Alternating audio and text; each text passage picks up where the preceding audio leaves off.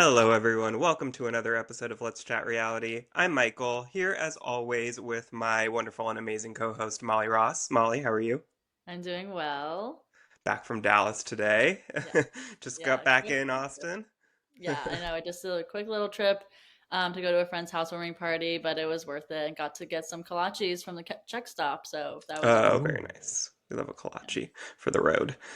All right, and we are here today to talk about Battle Camp, season one on Netflix, brand new show. And we thought, what better person to have on for Battle Camp than someone who knows a couple of these people pretty well, played a game with them, a little show called The Circle season six. Jordan Staff, our friend. Jordan, how are you? I'm doing great. I'm excited to be back. I always love yapping about reality TV. So here we are, and we're ready to get into it. Yes, we are ready. Well, Jordan, unbelievably, it's been just about a year since your season of The Circle aired. Yeah. And since we met you, we had you on the first time right after that aired. So, Jordan, what has the last year since the show has been out? Any updates on your life since the show? Updates. I got a dog. That's a great Moved in with my boyfriend. That's about update. it. That's great. That's Yeah. enough, you know. Well, we have a brand new show, as we mentioned, to talk about Battle Camp with some familiar faces from the Netflix universe. Just kind of first overall quick thoughts. I know you both finished watching it pretty recently. Molly, what were your quick thoughts on the show? I feel like it was overall like an enjoyable watch. I think there are definitely things they could improve upon with it. But it was fun to see the people who were in the Netflix universe coming back together, playing games and like trying to do more like the physical aspect of things and that kind of side of the stuff is like similar to the challenge in that way, but not as intense. Um, but but it was fun to watch, I think, as a whole. Yeah, Jordan, what did you think? I loved it. I thought going into it, there was a few things I didn't like, right? Just being, like a strategy gamer. I love shows where there's voting. So originally finding out there was a wheel, I thought I wasn't going to like it. I was like, oh, this random component. But I do think it added something that's different than most like reality shows that are out there. It added a sense of unpredictability, which is what I thought I would not like. I thought I wouldn't like that. But it turned out to benefit the majority of the time. And not only that, I feel like as just like a show, Netflix fans can get whatever they're wanting out of the show. If you're not like a strategy head, it doesn't matter. It can be a casual watch. It can be a strategic watch. It's pretty like universal. I feel like for the audience. Yeah, I agree with you. I really like went into it thinking like, oh God, a wheel determines who goes home. Like this is so stupid. But I kind of agree with you. Like I think when I first finished watching it, I think I still was kind of anti-wheel. And then as I was kind of like listening to different podcasts about it and like Mhm. seeing kind of social media reactions, it kind of made me warm up to the wheel a little bit. Because I was like, Yeah. people were pointing out that like, yeah, it does kind of add this level of unpredictability and almost like fate is determining who goes home in a Mhm. way, and it's just like, okay, well there was really nothing I could do about that. Like, I could have been on there once and for just kind of being on the losing team here and gone home when nobody voted for me, which we saw a couple times, spoiler alert. Right. But yeah, like I think it just kind of it changes the strategy a bit. I really like the camp theme. I thought that it kind of Hmm. a lot of Netflix shows feel very similar to me, where it's like a lakeside mansion, and like there's not really Hmm. like a personality to the show. And this had a Hmm. very unique personality, which I really liked as well. I 100% agree. Well, let's kind of delve a little bit deeper into the format that we have here. So the cast is divided into three teams: the Wolves wearing yellow, the Bears in blue, and the Eagles in red. Each week, the teams compete against each other in a challenge, and the winning team receives immunity from the upcoming elimination. So their names cannot be added to the wheel. So each member of the losing team has their name automatically added once to the wheel. The winning team also gets to choose three people to compete in a punishment. So the winner of the punishment keeps their name off the wheel while the other two are added on it. However, the winner of that punishment can still be added on from the upcoming vote. So then everyone votes for who they want to be eliminated, and each time a player receives a vote, their name is added to the wheel. And then our host here, Taylor Lewan, spins the wheel, and whoever it lands on is sent home. So, kind of going into it a little more detailed here, Molly, what is there anything about this format that you particularly really liked, or that you didn't like that you would want changed in the future? Kind of, what were your thoughts, kind of more detailed on that format? Yeah, I mean, I felt bad for those people, as you were saying, like if they lost in the challenge, then their names got up. Sometimes that could end up being them getting sent home just by the fate of the wheel. And that wasn't my favorite part, just because it's like, well, no one was really targeting them there. They just happened to land on it and they happened to lose in that challenge. And it might not have even been like anything they did, just the challenge itself. So that was like sometimes like, well, maybe I don't know how to best go about that, but I feel like maybe don't put everyone on the losing team on the wheel, or at least like maybe the team, like the winning team then chooses from someone on the losing team who gets to go up. So it alleviates a little bit of that, like just because you lost, you're going up. But overall, I think the punishments like were kind of fun. Like even though I felt bad, I was like, these are kind Mhm. of fun to watch. Yeah. And then that also gave the power to that winning team, so it gave you even more of incentive to get to be the winners there. And then the vote aspect, of course, as well. Like I think that's really what made this what more so influencing who got sent home, just because the odds there were obviously a lot greater if you got your Yeah, vote on Right. there like 6 times. So like that would obviously increase your chances of getting sent home with that. But even with that happening, that didn't always happen to be that person getting sent home. So I think overall, like the setup of it, like does make sense. But it's just sometimes unfortunate for those people who only just lost a challenge. Yeah. yeah. Yeah, Jordan, what? so to piggyback off of that a little bit, I didn't necessarily mind that the losing team, that all of their names were added on the wheel. But what I would like to see going into season two is when punishments happen, I would love for if you win, you become immune, right? Because that gives not Mm, only that, it's like your name doesn't get added on the wheel, but your name's already on the wheel. So it's just kind of like, okay, just another time.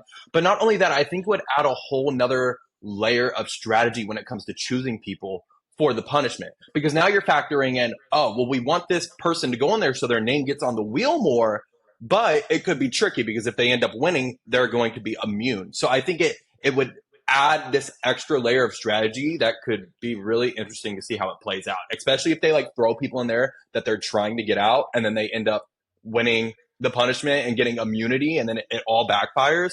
I think that'd be fun to watch. yeah, I really like that. That's not something I had thought about, but I think that that would make it really, really interesting.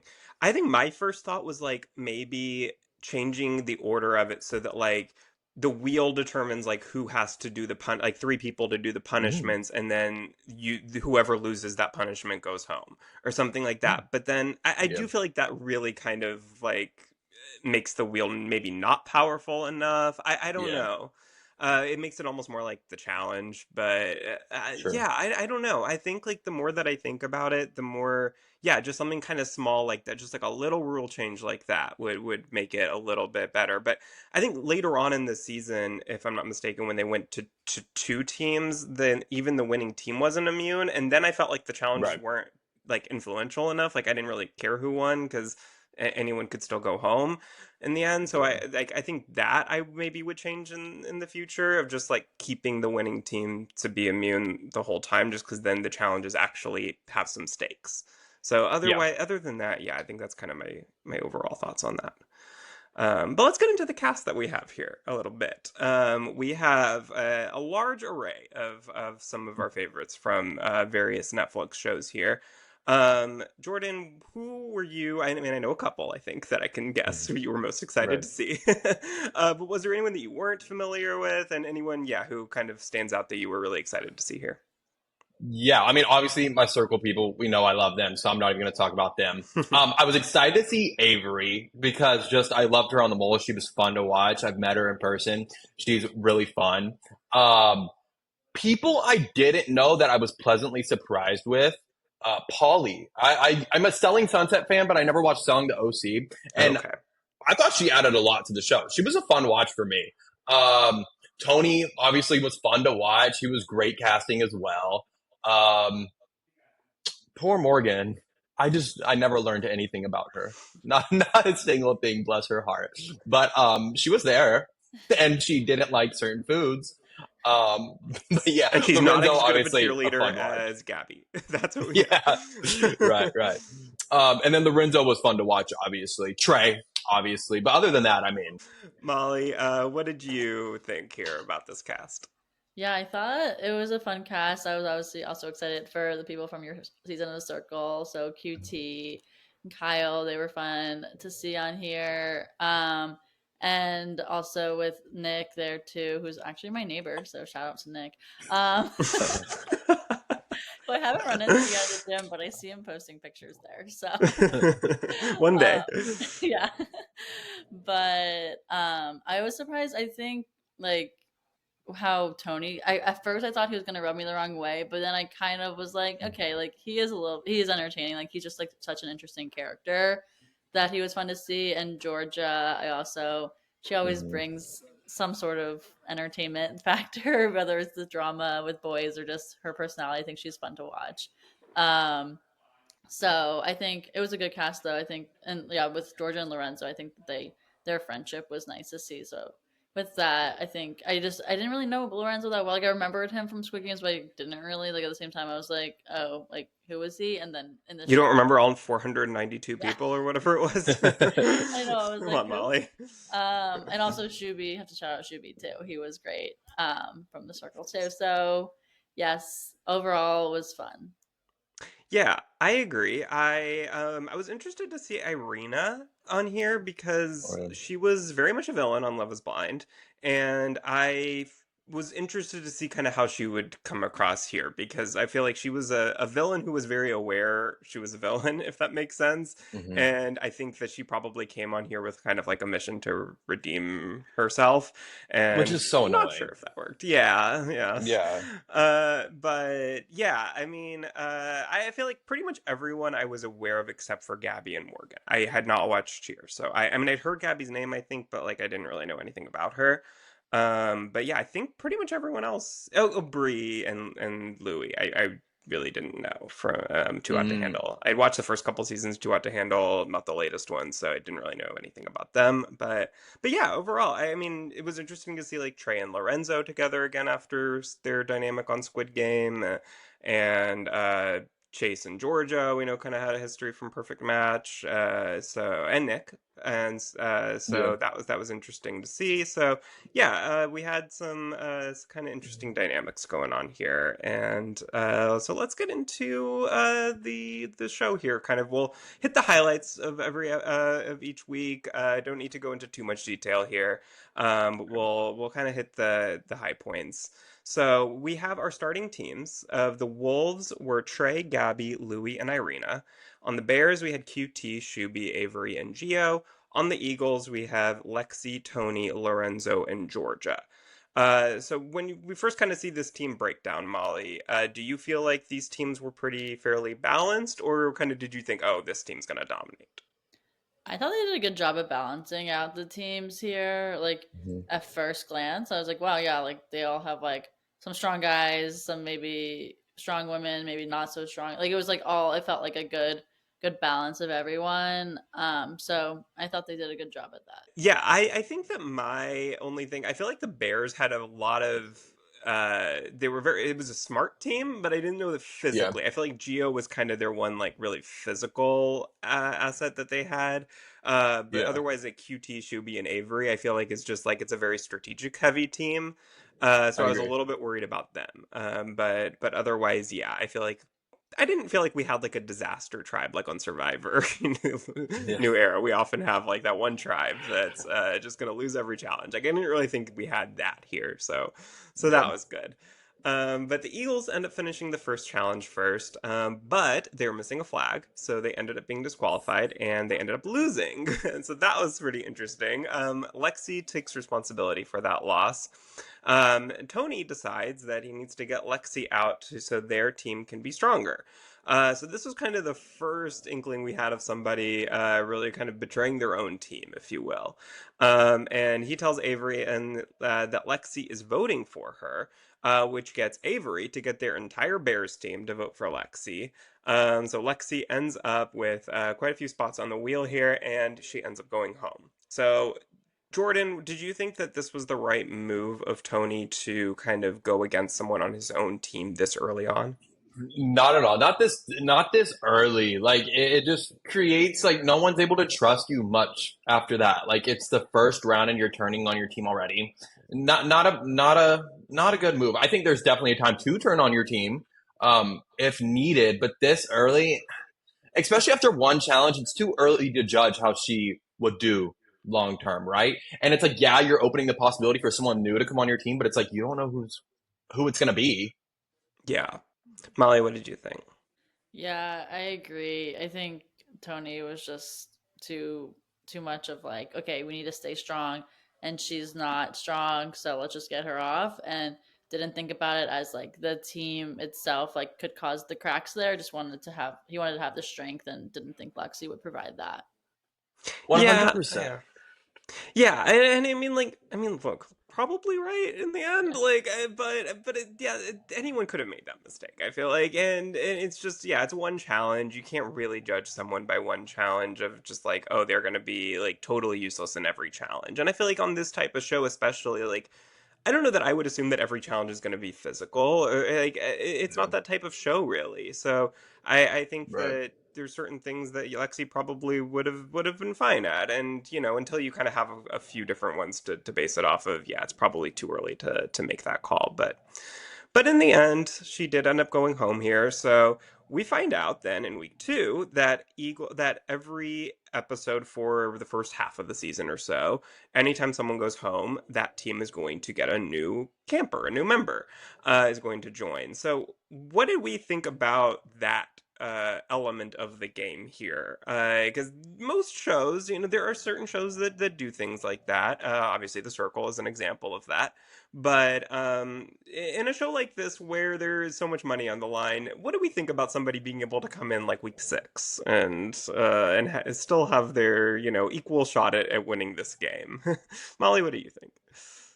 Yeah, I think it's interesting because of it. Like, if I think they did it okay. Like, maybe they should have stopped adding in people a little bit earlier on than when they did, but it made it so all the teams were even. So I liked that aspect, so that it wasn't ever like, well, this team has one less person, so you're gonna have to sit out someone else, and like that would have given the advantage to the other team. So I liked it in that way that it always had that even number of people on a team.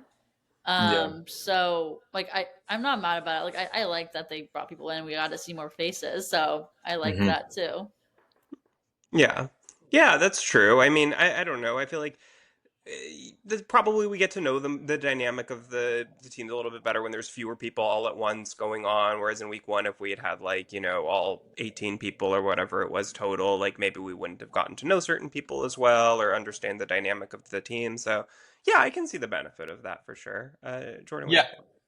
I think I don't mind it. I enjoy it more than I do on the circle because on the circle when you come in late, like there's already such power structures, and in the circle alliances are so important in rating each other. I feel like at least on Battle Camp, you have a much more opportunity to get a footing in the game, and especially because Battle Camp, like things are so ever changing, which is why I like that they add people in as well. Because if your team is weak, you add someone new in, it could create a whole new shift in the game depending on the dynamic. Maybe you're needing a new, more like intelligent person to come in for strategy purposes. You're needing someone that's going to come in to help with physical competitions. Someone comes in that makes a target out of themselves. I think it keeps the game on its toes.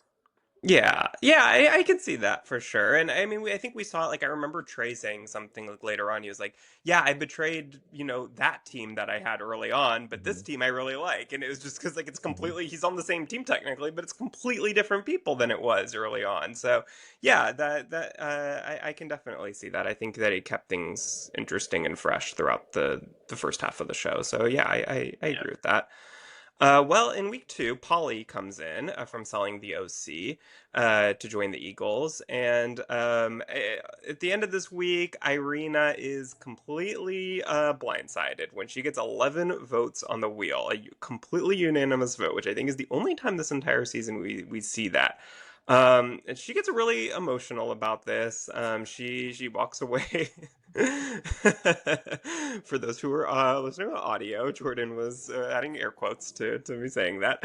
Um, so I guess I mean that it kind of answers my question here, but like, do we feel like we got a different take on Irina from watching this show? Did you feel bad for her at all in this moment, or do we think that this was her kind of trying to rehabilitate, intentionally trying to rehabilitate her image? Jordan, we'll start with you on that.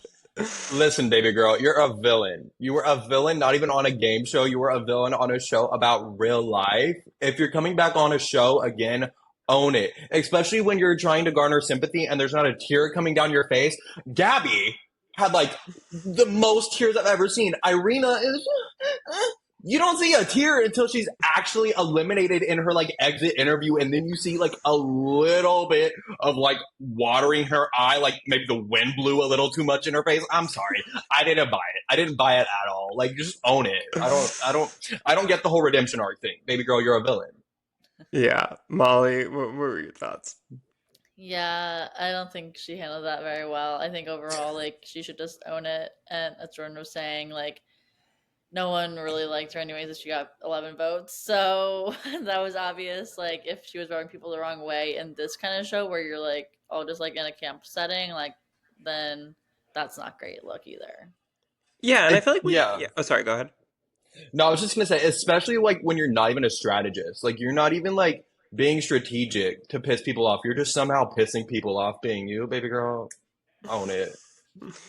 Yeah, no, and I think that we were kind of hearing people say similar things about her in here that we saw people say in on Love Is Blind too, where it was kind of like her sense of humor just kind of wasn't landing for a lot of people. I think she's very sarcastic, very dry, it seems like, and so people just kind of like didn't take to that. It felt like, and she just kind of wasn't vibing with this group, which I think, there's a pattern here maybe a little bit when people weren't vibing with her on Love is Blind when in the early days when they were all living together, and same thing here that that seems to be a little bit of a pattern for her.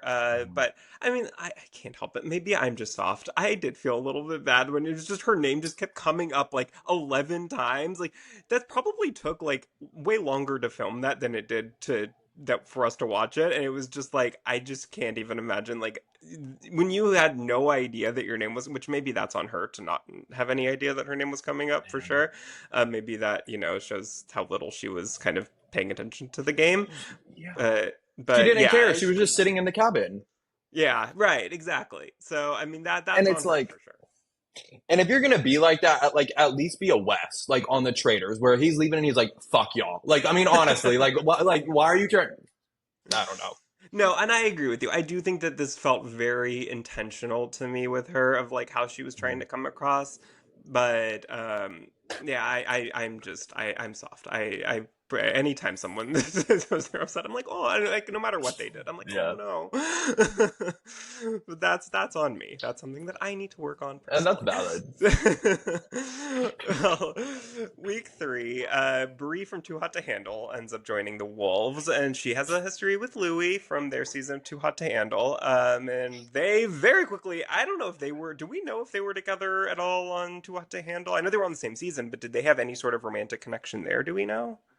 I didn't watch that one. I didn't either. I didn't watch it. But Yeah. from what I feel like it sounded like to me, it was that maybe hmm they kind of had some like tension between the two of them, but never acted on it. But were kind of Yeah. close friends afterwards. So, but very quickly here, they end up kindling or rekindling what they had.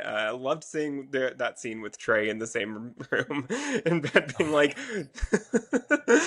that, that felt very kind of like Big Brother-y to me, where it's like, Yeah. there's so many people in the room and just like this one little showman's there in the corner. Oh my So, God, love Trey, but like Trey, why were you making it so awkward at the same time? Like I was getting uncomfortable by what he was saying. I know, I know. I was like, I feel like maybe he's doing that on purpose, a little bit. Yeah. Like, yeah, but that was funny. But Tony, Bree, Polly, and Louie end up being on the wheel the most this week. However, despite only being on there once, for being the losing team, got no votes actually towards her. The wheel ends up landing on Gabby, who goes home here. With a result like this is the first time that we really saw something like this, where somebody was just on there once and then ended up going home. So, did this make us like the? And I know we've talked about the concept of the wheel, but like, a moment like this being able to happen? Does this make us like it more or less? The fact that this is kind of the way that people are going home, because it was obviously a very like shocking moment, but is it at all like deserved that Gabby would go home here, or would it be better if there was like another way that she could save herself? Jordan, what do you think? I mean, I just feel like it's the name of the game, right? You don't go on Survivor if you don't want to survive. You don't go on a Big Brother if you don't want to, hang on to walls and like backstab people. You know what I mean? So I Yeah. feel like it's just the name of the game. And like, it's if it was me, I would be pissed. But as a viewer, I like that once again, it's so unpredictable and there's so many opportunities for the game to just like flip at any moment. Yeah. Molly, what were your thoughts? Yeah, I mean, I felt bad for Gabby, obviously, but it did add to the show, I think, then, like, just because of the random aspect to it, that we're able to see that actually happen. Like, it's not, like, just gonna be on the one that maybe people are voting in. Like, obviously, this is just a random thing. So it proved that even more here, that it was just one vote that did it. Or not vote, Yeah. just one name being on there that did it. Hmm.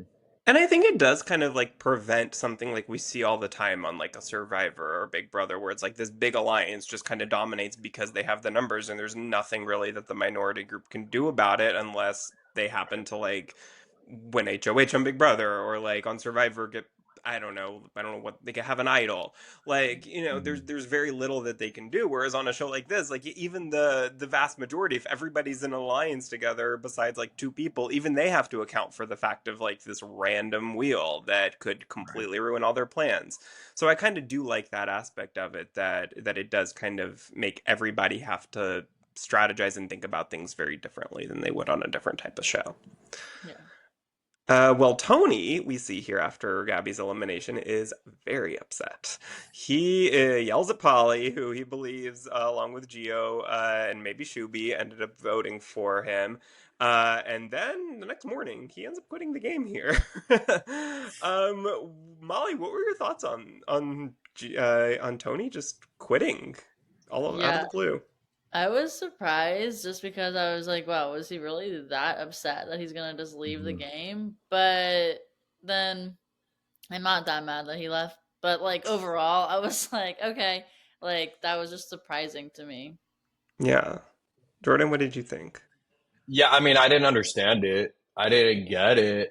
Was it fun to watch? Yeah, but I didn't get it. Like, could it be me quitting the game? But I mean, pop off Yeah. icon. Yeah, like I wonder, like, did we miss something? Like, was this fight or something Yeah, I worse don't know. than we saw? And maybe like producers asked him to leave because maybe he got like violent or something. I don't know. That was like my Right. first thought was like maybe this actually wasn't a quit, but I have nothing to back that up. That is just me being like, Yeah. this seems a little bit weird. Like I feel like he would wake up in the morning and like be okay. Is my thought. Yeah, Like, that's how yeah, I like Yeah. be emotional about it in the moment, but then like once you've slept on it, I would think that he would be like fine. So I don't know. Right. But kudos to him. If this really was like, and he feels like I'm gonna not be myself here, like I'm gonna be Yeah. like drinking everyone down, like to take a step out of it, like kudos to him. Whatever he needs. Hey, extremely unloyal to his team, but loyal to a fault to Yeah. Gabby. Yes, for sure. Well, we lost one cheerleader and gained another. Because in week 4, Morgan ends up joining the Wolves team as Gabby's replacement. And Nick from The Circle and Perfect Match joined the Eagles team. Jordan, what were your thoughts seeing your friend Nick here? Oh, it was fun to watch him. It was, well, I won't get ahead, but it was Yeah. cool. It's cool that he's back. Morgan, like I said earlier, bless her heart. And that's Yeah. all I'll say. Yeah. Polly ends up telling Trey that she is debating voting for him or Louis, and this is a very important moment that ends up influencing basically the rest of the season here.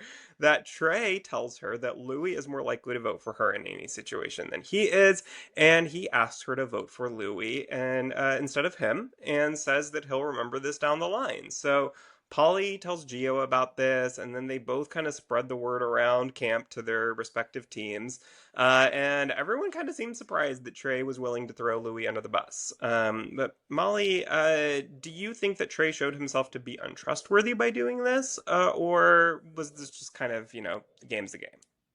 I think he was just playing the game, and I don't like. I think they were blowing it up a little bit too much here, of being like, "Well, he Mhm. just went against his best friend. Like, what's he gonna do to everyone else?" Like, this was a game situation. Like, this was what he wanted to tell Polly, and like, then obviously it got around. But like, I think in general, it made sense for why he mentioned Louis' name. Yeah. Jordan, what were your thoughts on this? Yeah, so yeah, it's hard, right? It was the correct move in the sense that he felt like, well, if it's not if it can't be me, it's got to be someone else. But I think what the tricky part about this game is you have to know who you're playing with, which was like a bit of my downfall on the circles where you kind of think everyone's thinking the same way as you. And especially when you're talking to like Polly, who is a real estate agent, like she's not a strategist. I think there's a better way to manipulate it without straight up being like, will you vote for him? Like, I think there was a way he could have talked to the non gamers better to twist it and make it seem like it was their idea rather than his. Yeah, I totally agree with that. I think that there was a way for him to like explain to Polly like why he is better for her game than Louis Mm-hmm. without like actually like and I guess he really didn't ask her. Like she I think asked if I remember right. She said to him, "So are you asking me to vote for Louis instead of you?" And then he's just replied and said yes. But I don't think that if I remember right, like I don't think he ever actually like literally asked her to do it. But I do think that probably he could have like maybe answered that, gone about it in a less direct way to where he could kind of without lying like get himself out of it a little bit and and I don't know, like I don't know that there was a great way the way this conversation was going, but I think this was tough because it probably like I understand people thinking he's untrustworthy because of this, at least like this week. Yeah. I think like later on when this is still being brought up, like 4 weeks later, like, that's a little much. But yeah, no, I agree with that. I think it's always better when like someone feels like they came up with an idea on their own rather than you planted it in their head. Yeah. But easier said than done. Uh, then Taylor, our host, tells everyone at the next wheel ceremony that tonight is a double elimination. Louis and Bree end up being the ones eliminated here. Fate brought them together and kept them together in the afterlife, it feels like. Now, I was reading that they're not together currently today. Spoiler alert. But so I don't know if they're in contact at all, but apparently they are not together. So this was a camp summer romance, I guess. Yeah. Yeah, very short uh, lived, probably. yes. Well, then we have Chase from Too Hot to Handle and Kyle Jordan from your season of The Circle end up joining in week 5. And Taylor lets everyone know that these are the final new arrivals. So they are now going from 3 teams to 2 teams and doing a schoolyard pick to determine those teams. With Chase and Kyle as the team captains, who get to go first in a schoolyard pick. So our new teams here are the Bears team. We have Kyle Morgan, QT, Shuby, Avery, and Geo, which really isn't all that different from the original Bears team. And then the Eagles, we have Chase, Nick, Lorenzo, Georgia, Polly, and Trey. Now, here we have our spelling challenge, which ends up being the source of a little controversy. QT misspells the word advantage, which leads some people, mainly Avery, to believe that she threw the challenge. Jordan, now as someone who knows CT well, I mean, sorry, CT, QT well, do you think that she threw this challenge? No, absolutely. I mean, it just doesn't make sense to throw the challenge anyways. Like it would have never. made sense to throw. That's like why when we saw Avery's confessionals, it was all projection. And she's like, I'm wondering if I should throw this so I don't seem like a threat. But it's like you already are a threat, so why do you want to throw it to add your name on there even more? The whole concept of throwing it just didn't make sense. Now, when she misspelled it, would I have been confused and like sus? Like, yeah, but like, how are you going to say QT is super smart and strategic, but then at the same time call her dumb essentially for throwing a competition? It just didn't make sense. Yeah, I didn't believe that. I mean, obviously we knew QT just felt like she also in her confessionals was saying how she was like just tripped up in the moment, just super stressed and like just couldn't think straight, which I also think I would feel that way. Like where like Mhm. sometimes when I'm spelling out loud, especially, it's like I can write it perfectly, but when I'm saying the letters, I can trip up on Mhm. that. So like I understood why she would have gotten it wrong too, even though like yes, like looking at it from the outside, looking in, you're like, oh my gosh, how does that happen? But it's just like just happened to be bad situation for her in that moment.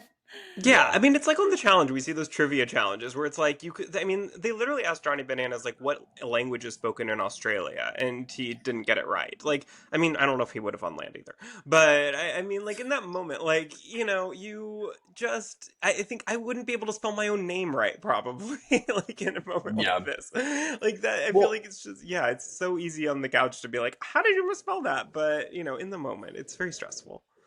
it's also like production had to have known that as well, considering the words they were giving them. Like the words were easy. So Yeah. if they were thinking people weren't gonna mess up and like be under pressure, the words would have been more difficult.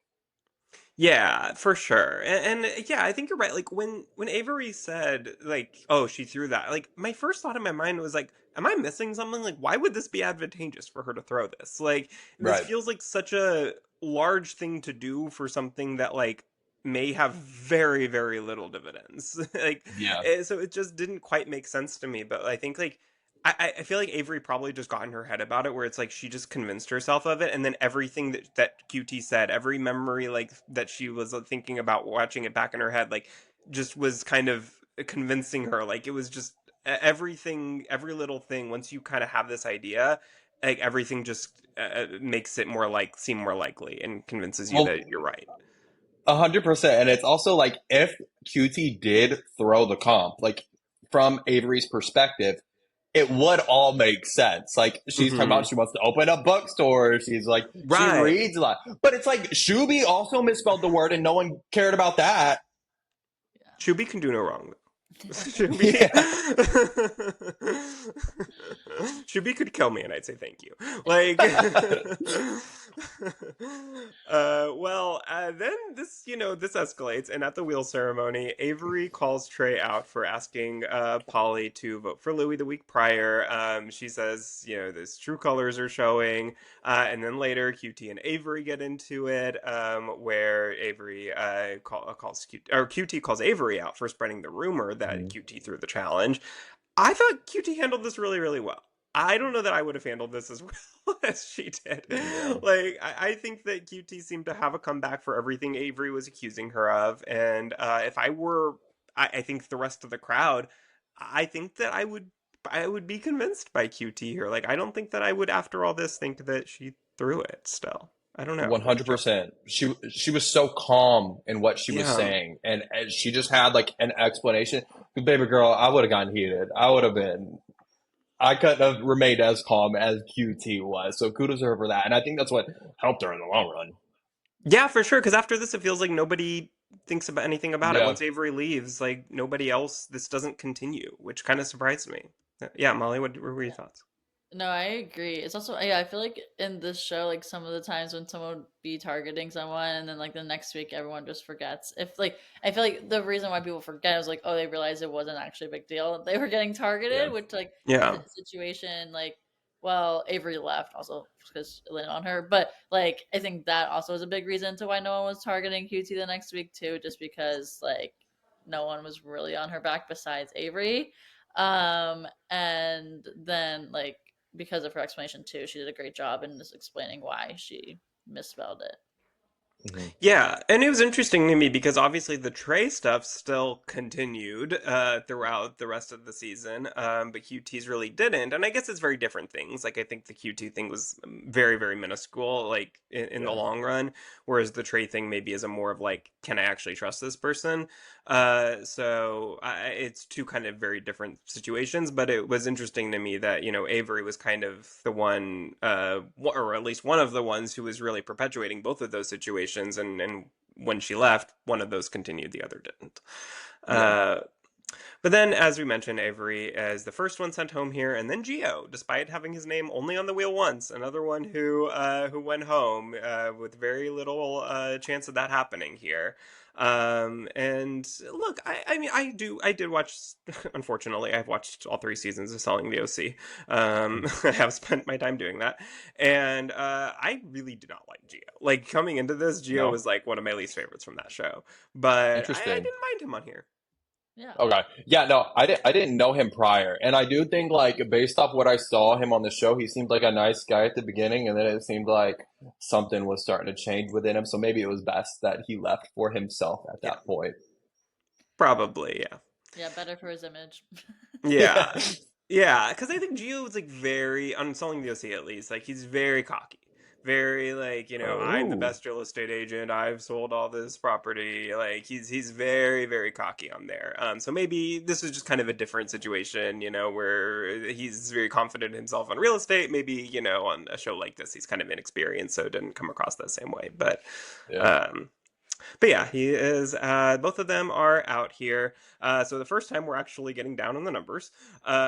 So Trey starts to feel like Chase is distancing himself at the beginning of week 6 here.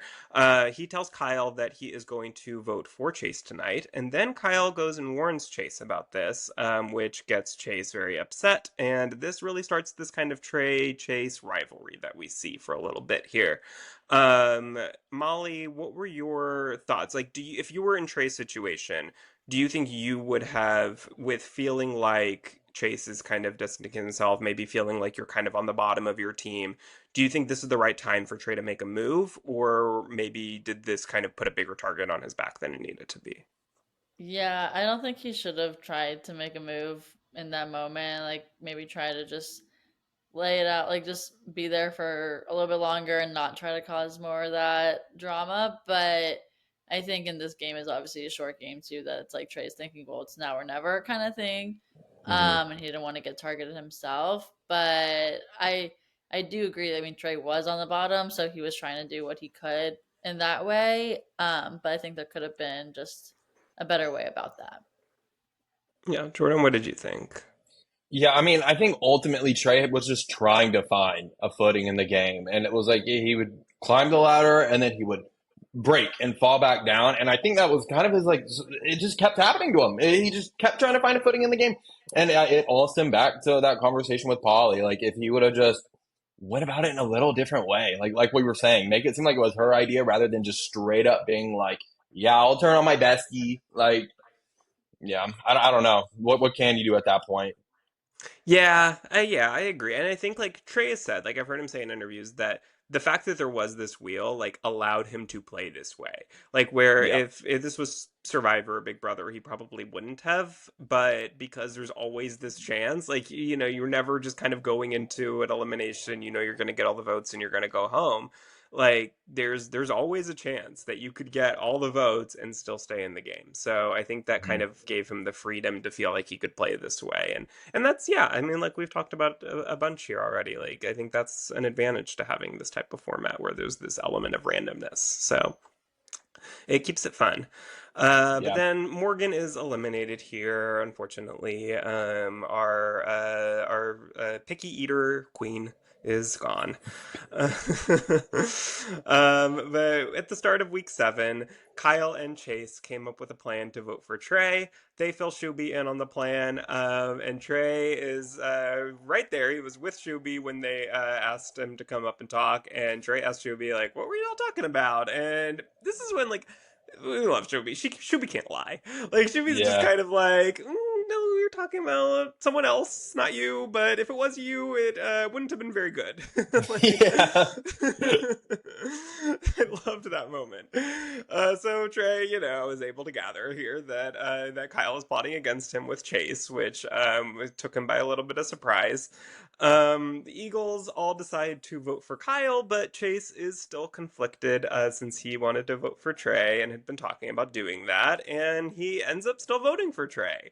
So this was kind of this moment where it was like, is Chase justified in doing this because of, his beef with Trey in the past and not being able to trust him? Or should they have, they had conversations where they decided, like, okay, we're going to put the past in the past. Like, should he have continued to go along with that and, voted with his team? Jordan, what do you think? I mean, listen, I'm not going to say what he should have done in terms of his vote, but if you're going to vote for Trey, at least lie about it. Try to cause a little chaos and make it seem like, no, like I definitely voted for Trey and it was someone else. And like, at least, like, why just own up to it like that? You're not, it doesn't make you look good. I mean, at least lie. It's like you look bad no matter what. Yeah, I think I kind of forget that these are private votes because it's like you Yeah. see the vote count obviously on the wheel, and then we see them, who voted for who. But yeah, these are private votes, and I don't really think anyone lied about their votes. Like this entire No one season, I don't utilized it. remember any of that ever really happening. So yeah, Yeah. that's interesting. Molly, what did you think Chase should have done here? Yeah, I feel like he also could have caused more chaos in that. Like I think in just in general, we were seeing that like everyone was just being too trustworthy, I guess. And like with just Trey one time going against someone that automatically then disowned him basically from the team Yeah. too, which wasn't great on his part, obviously. He was just trying to play a game and then backfire on him. But yeah, so just didn't work out for him. Yeah. Well, Kyle is the one eliminated here. Now, Jordan, what did you think of Kyle's game? As someone who played a game with him on his first season, did you think that Kyle played a good game here, better or worse than how he played on the circle? Oh, definitely not better than the circle. I mean, I don't know. I don't know what he was thinking just coming in and like very obviously having a number one and then just trying to like run things. The two alpha males just trying to run things immediately, super obviously. Yeah. Listen, Yeah, listen. and it's interesting because, like, my understanding is that this filmed before your season of The Circle aired. Is that Yeah, correct? Okay, yeah, so nobody had seen QT or Kyle's game, so I feel exactly. like that's a huge advantage in a lot of ways, where it's like nobody's seen the way that either of them played on The Circle. Like, they could very Right. much kind of come up with their own story of how things worked, like on there and how they played, and nobody has this preconceived notion of them that they do with most of the other players. So I think that, yeah, he probably could have taken advantage of that a lot more than I think he did here. But it was fun to see him again, and see him and QT together, of course. Yeah. Well, then week 8, we have a change here. So the game is now individual. So we're kind of entering this new phase at the end game here. And the next morning at breakfast, Chase and Trey argue because Chase says he's very upset at Trey for spinning a narrative that what they did was similar to each other. Chase says that Trey voted for his friend and he could never do that, which is why he did not vote for Kyle. Trey says he also didn't vote for his friend Louis. He just asked Polly to do that instead of voting for him. Mhm. So, Molly, whose side were you on in this argument here? Yeah, it was an interesting conversation. But I'm more on Trey's side here. I just think like obviously he didn't vote for his friend, but like trying to just spin that, I guess I don't know. It's just all I think they were just too much in their heads about this whole it's like you can let it Mhm. go now. Like it's okay. Like just move on from it. Yeah. Yeah. Jordan, what did you think? I just think, yeah, I mean, I'm Team Trey. I just think Chase has been on a lot of shows and he's got a bit of an ego and he thinks he can never be in the wrong. And I also didn't like the way that he was like talking to Trey like this over the whole like table. It's like, sit down. You're Yeah. doing way Yeah. too much. Are you trying to like assert dominance? It's just so unserious. It's like we're literally at camp. Like we are literally having breakfast at camp. Why are we over the table like that? Yeah. Yeah. Yeah, I agree with that. I think that Chase doesn't want to like I think he has this image of himself like, "Oh, I am so like holier than thou almost." Like where it's like Yeah, I would never do what Trey did. Like playing this game the way that it's intended to be played is so immoral and like I don't know I feel like it's like a faithful on the traders who like can't imagine a trader doing anything yeah. traitorous like I feel like there's a little bit of that in there. But like, does anyone remember his track record with women on Too Hot? Because I I'm did having a watch hard that time season. remembering, but was he I a loyal did. boy then? Do we know? Yeah, I'm gonna guess no. Yeah. I think that's a solid guess here. Yeah. But I did watch that season, but I really don't remember much about it. But even Hmm. on like Perfect Match, I'm not sure I remember what exactly his relationship situation was there. But yeah, I think if you went back, you could certainly find things with Trey that he did that would make this feel hypocritical. With Chase. Um, what? You mean with Chase? Oh yeah. Oh, Yeah. should I say Trey? Yeah. Oh, Yeah. Yeah. oh, I Yeah. meant Chase. Yeah. Yeah. No, you're uh, good. but I did love the moment where QT said something like, "Oh, like I could vote out my mom and wouldn't be as upset," and Chase was like, Yeah. "Well, Trey did that too." So I thought that was Yeah. That you got him there. That's Oh, good. it's good. well, Nick, unfortunately, with 4 spots on the wheel and Trey with 6 spots on the wheel, are eliminated here. So two very big personalities, influential people on this season, kind of left right before the finale here at the same time here. Yep. So that was sad to see, but glad they were both there as long as they were, I would Yeah, say. it almost seemed like Nick wasn't gonna make it very far when he had so many Yeah, votes his first episode, and then he got lucky in that double elimination, getting safe there. So once he was safe there, I was like, okay, now he's probably gonna be fine. Because then he didn't get votes now until here, or like Yeah. again after that initial vote he was in on the wheel so many times. So it was good to see him at least as long as he was on the show. Right.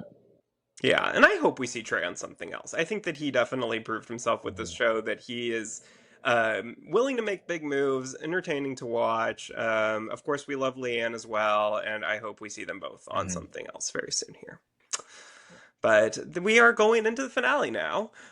So we find out how the final week is going to work. Contestants now want their names to be on the wheel because whoever it lands on in the end will be the winner.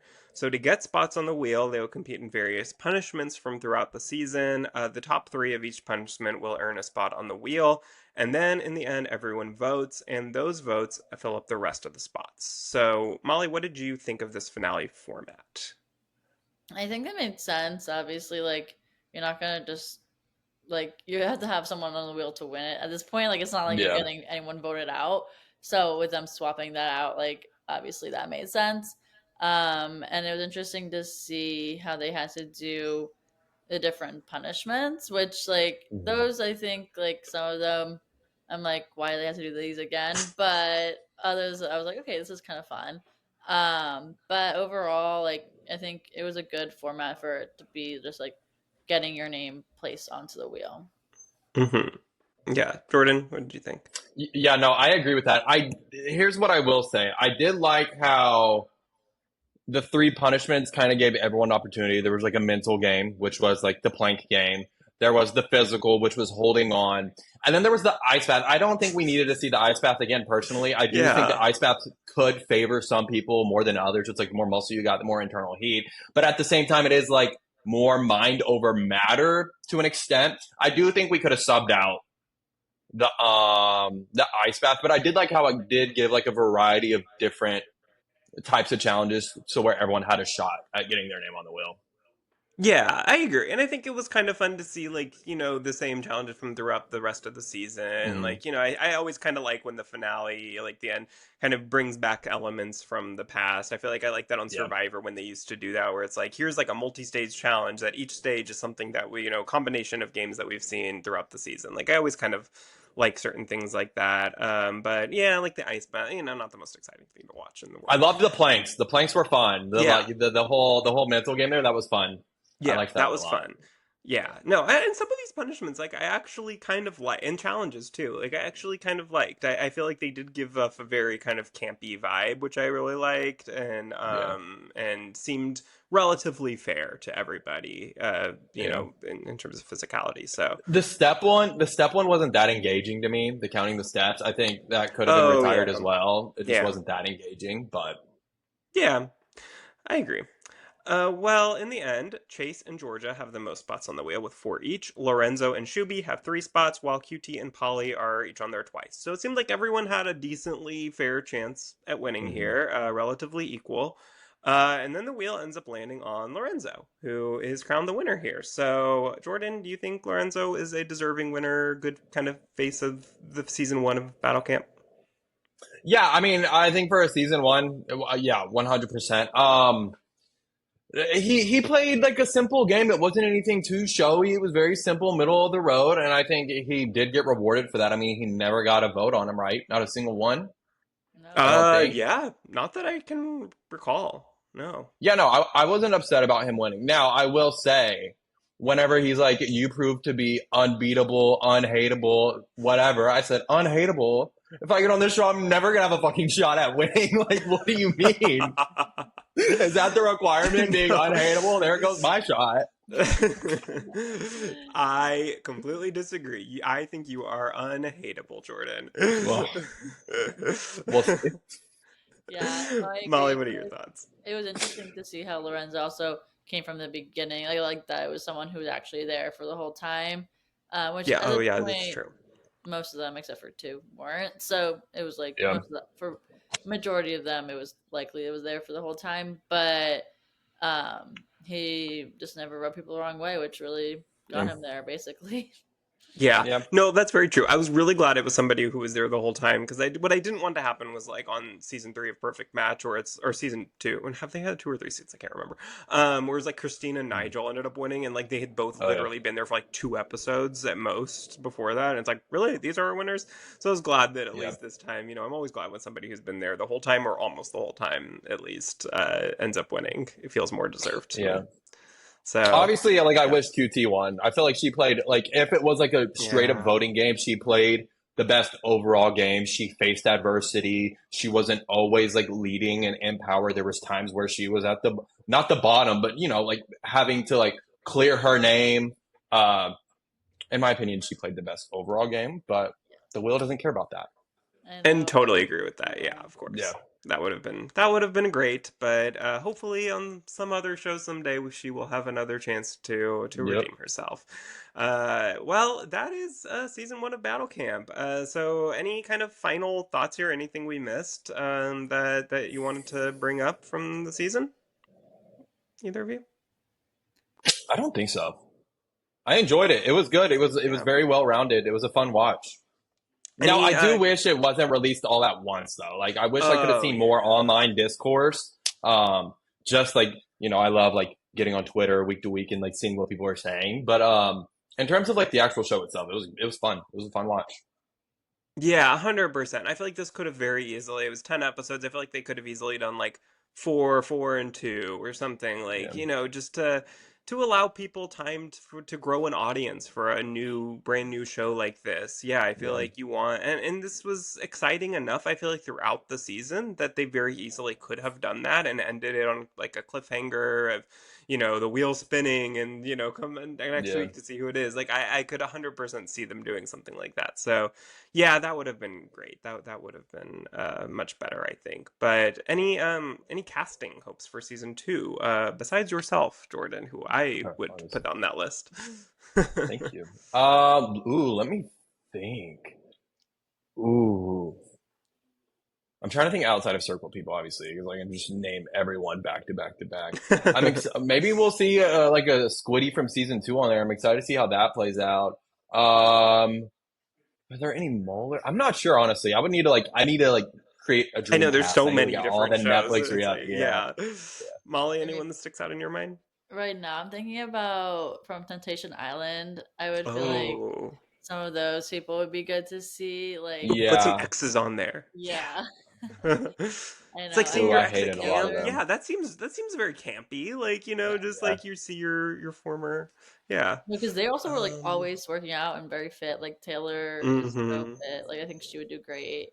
But I don't know. I'm trying to think. Also in Love Is Blind, I feel like maybe bring in like some of the casts from, even though I hate them sometimes, but from this Bridgerton season from Minneapolis. I think like Joey would be fun to see. Um, like Oh yeah, Joey. He was in Monica. Yeah. Okay. Yeah. yeah. Yeah.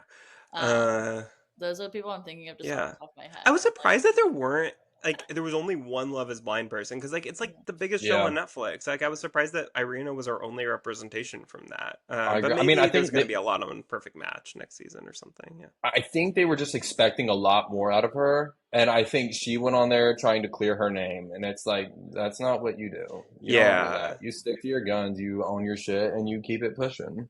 Yeah. Well, I hope we do get a season two. Yeah. And I hope that it comes soon because I really enjoyed this show. I think that it's to me a much better kind of like all-star like show for Netflix than Perfect Matches because you can get anyone on here. Whereas Anyone, yeah. like Perfect Match, you're limited to only the ones who are still single. So I think that Yeah. this feels like a show where they can really use it to continue with the people from other shows who they want to, continue having on Netflix. So I could 100%. definitely see them bringing it back, and I hope Yeah. they do. So, Jordan, anything you would like to plug? Where can people find you on social media? Girl, you can just go there. That's it. All right. Well, Jordan, always a pleasure. Thank you so much Thanks for for having coming me. back on. I'm sure we will have you back very soon. So, Yup. all right, and thank you for listening or watching. And be sure to follow us on social media at Let's Chat Reality and subscribe wherever you get your podcast. So we will be back next week to cover some Survivor 48. Took this week off, wasn't much to talk about. So hopefully next week will give us more. So be sure to tune in for that. And thanks everybody for listening. Talk to you later. Bye. Bye, bye everyone. everyone.